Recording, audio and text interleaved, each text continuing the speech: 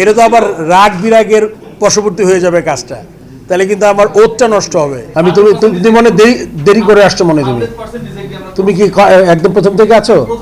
ও আচ্ছা, শুনছো তো, আমি তো বলেছি কি প্রথমে। হ্যাঁ হ্যাঁ ওই কন্টিনিউইটি আমি রাখবো।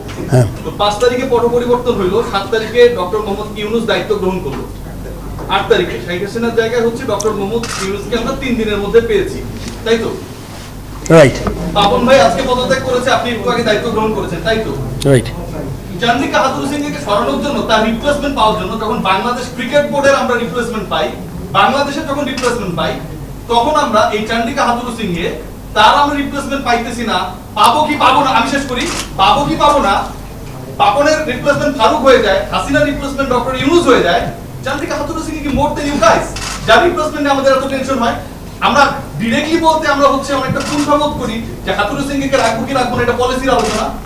এটা কি আপনার সাথে যায় ফারুক ভাই? নাম্বার 1। আচ্ছা ঠিক আছে, মিসআন্ডারস্ট্যান্ড করছো তুমি, আবার বলে দিচ্ছি, আমি ক্লিয়ার করে দিচ্ছি। হ্যাঁ, গত 14 বছর ধরে এই মিরপুরের উইকেটটাকে যিনি কিউরেট করেন, গামিনী সিলভা। না না, প্রথম আমি তোমাকে বলছি যে হাতুড়ার ব্যাপারে যে স্ট্যান্ডটা, ওই কথাটা মিস করেছো। হাতুড়ার ব্যাপারে স্ট্যান্ডটা আমার ছিল বোর্ড প্রেসিডেন্ট হওয়ার 2 দিন আগে, ওই স্ট্যান্ডেই আছি আমি।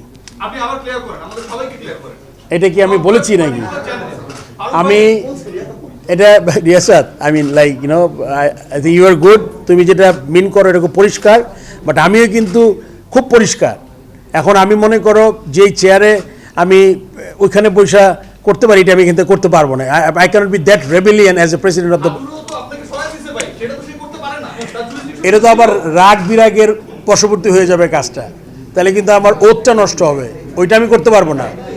ওকে আমি যেটা বলেছি যে ও আমাকে যেটা বলেছে, এটা আমি ইন্টারভিউতে, একটা না একাধিক ইন্টারভিউতে, সেটা আমি এটাও বলেছি যে আমার টাকা লস হোক, যদি ক্রিকেট লস না হোক, সো এটা আমি বলেছি। So it's like you can rest assure that you know what I have shed.